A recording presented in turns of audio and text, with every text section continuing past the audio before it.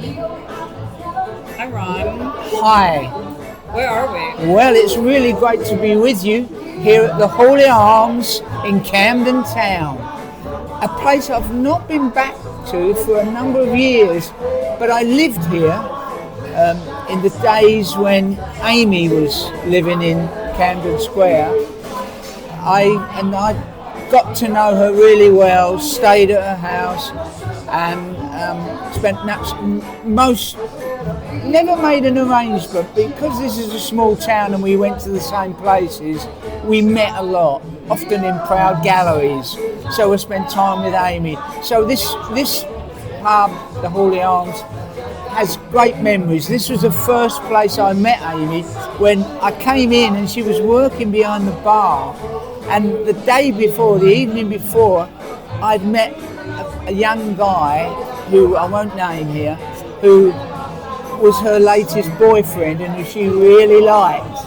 And she came from behind the bar running round and said, "Ronnie, you know, don't you?" So I said, "Well, I've met him." And she said, "Oh, Ronnie, I really like him." And that was my first introduction to Amy. And then we became very close, and she could discuss things with me, knowing it would go no further.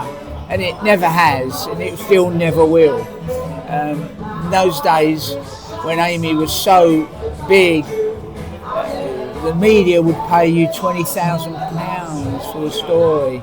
So many of the people she thought were her friends took the money and talked about things that she'd shared in privacy. And she knew I would never do that, and as I say, I never have and never will. Did you give her any advice for her date? I said he's a really nice guy, but he's busy, he's ambitious, he's a film director, and his career was just taking off. So whether or not he'd be ready to get himself in a relationship, maybe the time was wrong, the timing was wrong for them, and it didn't go anywhere. So, and I don't know why, because it's not something. But I suspect it was because he was career focused. What do you think the importance of timing is? Oh, timing is so important in life. The right thing has to come along when you're ready for it, when you're prepared, when you're equipped. I always think back to the Beatles and how, as young guys, they'd been going over to Hamburg, spending 6-7 hours a night performing, so that when they then were approached by Brian Epstein, offering them a future, and they realised that all they had to do was an hour. I mean, they just, as we know, just sailed through it, and the Beatles became what the Beatles became. But it was a given. They were ready. They were prepared. I see these people who go on these bloody talent shows, and they say, "Oh, I'd give anything. I'd give anything for stardom." Well, go to Hamburg and spend 6 hours a night, and then you'll be ready for it.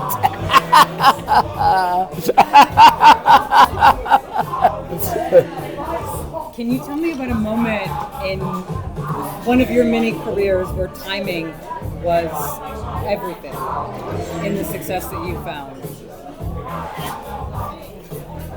Charlie's Angels. No, Ronnie's Angels. Well, yeah.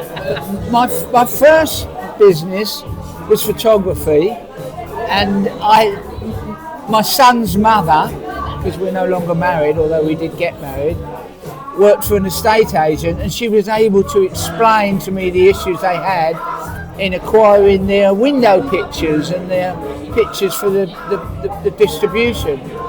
So I set up with them, went round and signed them up, signed up the estate agents in Havering and Redbridge initially, and I worked all week, and then weekends, Saturdays I would go out and photograph all the houses that they were up for sale, print them, and then on Sundays I would deliver them back to them so that they had them ready for their window display on the Monday morning. Timing, we met and she knew that business. I understood the photography side. So that business, we were ready. The timing was right. You couldn't do that now because, of course, it's all digital. And in fact, when colour came in a few years later, I actually went out again and I sold them automatic cameras, Olympus Trips cameras, so that they could do the photographs themselves. And then I set up a van that ran around Havering and Redbridge, collecting their film, delivering their film initially, 12 shots, picking them up. It went out Tuesdays and Thursdays. Tuesday we picked up the film, Thursday we delivered back the pictures. And that grew like business does if you're open-minded and looking for opportunity. From that, the local newspaper ran a baby competition, the Romford Recorder or Romford Express, whatever it was. And I called them and said, look, I have a studio, but then I already had my own studios. I'll open the studio up on a Tuesday and Thursdays free of charge and take pictures and send them in. I then forgot all about it until I arrived on the Tuesday morning and there was a line of prams outside my South Ockenden studio. And we had the studio, so we accommodated, but what it made me think is if I can do that here, what could I do across London? So I then went on to build a business with about 30 staff and ran the biggest child portrait company in the country, taking photographs in department stores. And we worked with every major UK retailer, from Tesco's, Asda's, Debenhams, all the big boys. I'm talking back in the 70s now, and when colour first arrived into the world, colour film that is, and colour photography. So that was a good fun business, and I went on to build that business and sell it for a few million a few years later when I was looking for another opportunity. I was bored, fundamentally. I wanted a new challenge. You still didn't tell me about Ronnie's Angels. Yeah, well, in order to put the studios, because I then had 10, 12 studios that travelled around, we placed them in department stores and retailers and then connected with the local newspaper. At that time there was a market for local newspapers because we would increase the sales of newspapers, local newspapers, by between 15 and 20% if they followed our regulations, our rules, which meant publish the pictures and the names of the children. And the mums would come into the store, so I brought customers into the store and I generated newspaper sales from one put in my studio, which was run by Ronnie's Angels, because I employed 12 young ladies to run the studios. We trained them to be photographers, and they then went out and did the photography and so on, brought the films back, we processed them and sent them back in, and then the mums came in and collected them and then could buy sets of pictures to give to their the grandmas and the cousins and the uncles across the world. And that's how we built a huge business. And at that time, working with Kodak, Kodak used to take me and my team, I think they used to like meeting the girls, into their Hemel Hempstead offices, reception area, conference centre, and entertain us because of our business with them was so substantial. So what are you up to these days? These days, I still want to keep my brain working, so I've decided to set up a charity to see if we can do something to help those less fortunate and are homeless on the streets. So what we're doing, I've been able to persuade one of our major venues, one of the biggest in the world actually, I'm not going to name it, but it's one of the biggest venues on the planet. The Rolling Stones have played there, and I've persuaded them to give me their facilities free of charge, or give those facilities to Hope City, my charity, and there we will be running gigs and shows to raise money. And what we want to do with that money is acquire, via lease or purchase, some of these horrible empty buildings we're seeing all over our high streets, particularly the banks, and convert those buildings into hostels that will be commercial hostels, but within them there will be a treatment centre for addiction and trauma, because a large percentage, something like 40% of the people we see on our streets are ex-military, and we want to give those people the chance to get back to life by giving them a job and a place, and treating them and helping them to get back to life.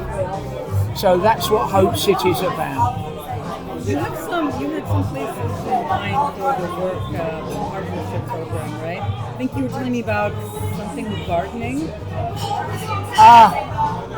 Yeah. A number of organisations have been valued. Yeah, you're right. I was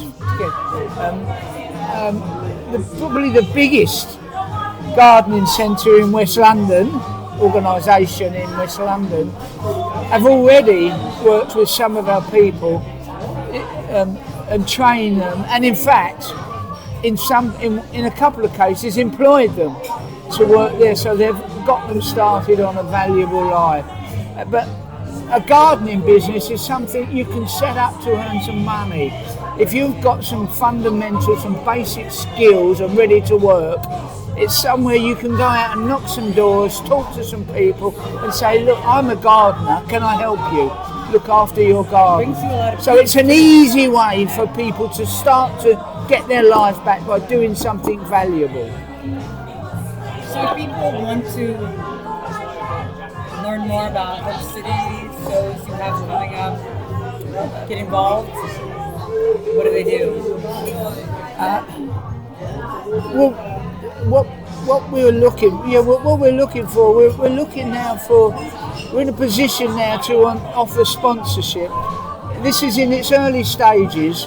I'm already, in order to create the hostels, because I don't have those skills, but what I've been able to do is talk to one of London's most successful hotel groups, and the founder there, in fact, was the one who suggested the hostels. I was looking at treatment centres, but he suggested these hostels, and the beauty of the combining hostels, commercial hostels now, so this is low-key, low-cost accommodation, but they will be managed and run and provide a home for homeless people.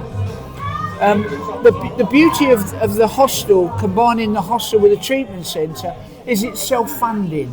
The money from the hostel generates will help to fund the treatment centre. And in fact, it's interesting because Prince William, the future King of England, has also set up these treatment centres and is investing $250,000 in each of them to set them up. The problem with that is, eventually, that $250,000, it's a lot of money, but even that will run out.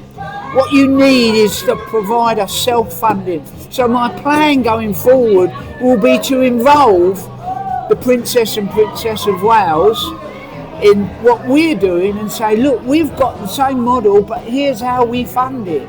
Join us, please, lend your name. So it'll be interesting to see in the future years when we come to you with royal approval.